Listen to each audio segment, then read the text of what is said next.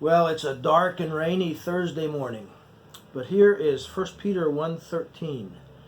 Therefore, prepare your minds for action. Keep sober in spirit. Fix your hope completely on the grace to be brought to you at the revelation of Jesus Christ. Full disclosure, I'm borrowing heavily this morning from commentator William Barclay. No relation to Charles. I read Barclay with a bit of caution because he has a kind of a low view of the veracity of Scripture. But sometimes he offers us a good perspective, as he does in this passage today. Here, he himself is borrowing from E.G. Selwyn, whom I've never heard of whom I've never heard. Barclay says that Selwyn says that in these last few verses of 1 Peter 1, we have seen 4 stages of our understanding and knowledge of Christ. First is the stage of hope and desire, the understanding of the prophets who spoke of Jesus ahead of time, who often didn't understand what they were saying or writing about because the Spirit was speaking through them. It was a forward-looking knowledge. And then there are those, secondly, like Peter and his buddies, who saw Jesus personally, in the flesh. John says in his first little letter, I'm telling you about things that we saw and heard and touched. We were there. We were eyewitnesses. We believers today belong in the third stage. We see Jesus with the eyes of faith.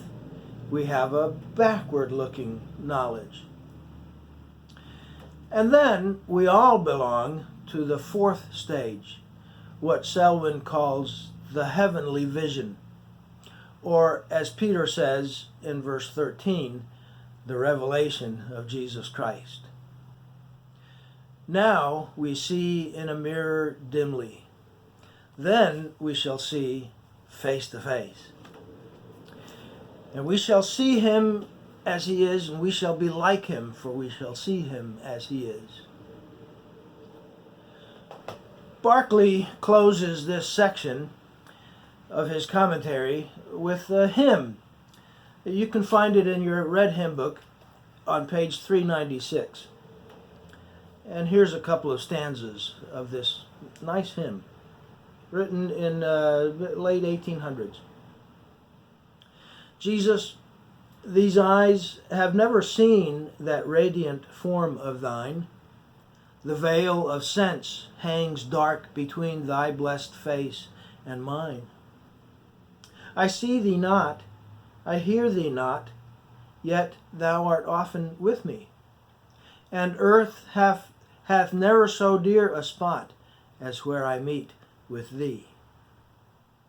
Yet, though I have not seen, and still must rest in faith alone, I love thee, dearest Lord, and will, unseen but not unknown.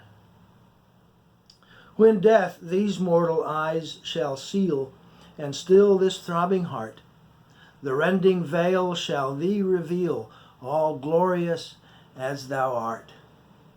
What a day that will be. Carry on.